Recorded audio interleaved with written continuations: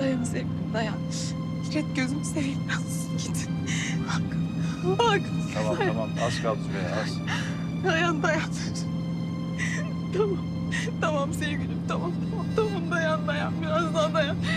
Fikret ne olursun. Fikret biraz daha lütfen.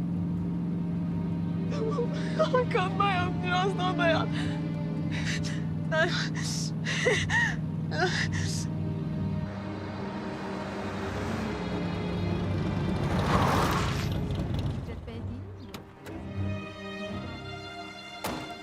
Sedye lazım, çabuk! Sedye getirin çabuk. Çabuk! Yaralı var, acele edin Aykut! Sedye getirin. Fikret ne oldu? Vuruldu. Hadi çabuk getir. Hadi çabuk. Getir. Geç.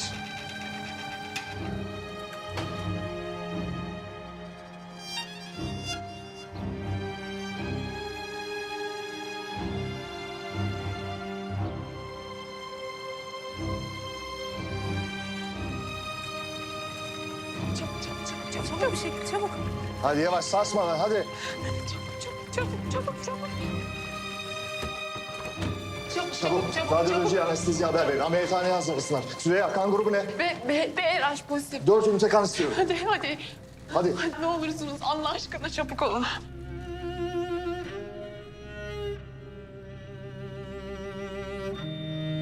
Damar yolunu hazırlayın. Hemen kan istiyorum hemen. Çabuk. Hemen takın al bunu. Ver onu da. Hadi çabuk. Hasta kan kaybediyor. Çabuk. Aykut. Al şunu. Kurtar ne olursun kurtar. Al öbürünü ver. Allah'ım bir şey olmasın ne olur. Allah'ım bir şey olmasın ne olur Allah'ım. Çok kan kaybediyor. Çabuk monitörize edelim. Hemen şok cihazını hazırlayın. Hazırla şok cihazını. Haydi çabuk. Hazır mı? Hazır. 20 jül. Hazır. 30 jül. Hazır. Hadi. 40 jül. Hazır. 50 jül. Hazır. Aykut ne oluyor?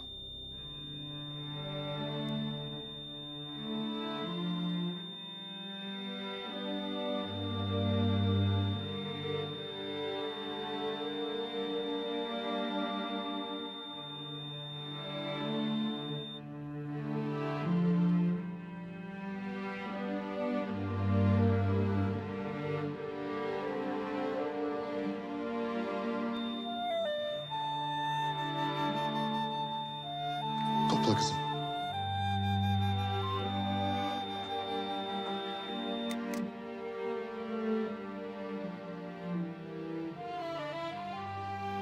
Hastayı kaybettik. Ölüm saati 16:45. Züleyha üzgün. Elimizden geleni yaptık.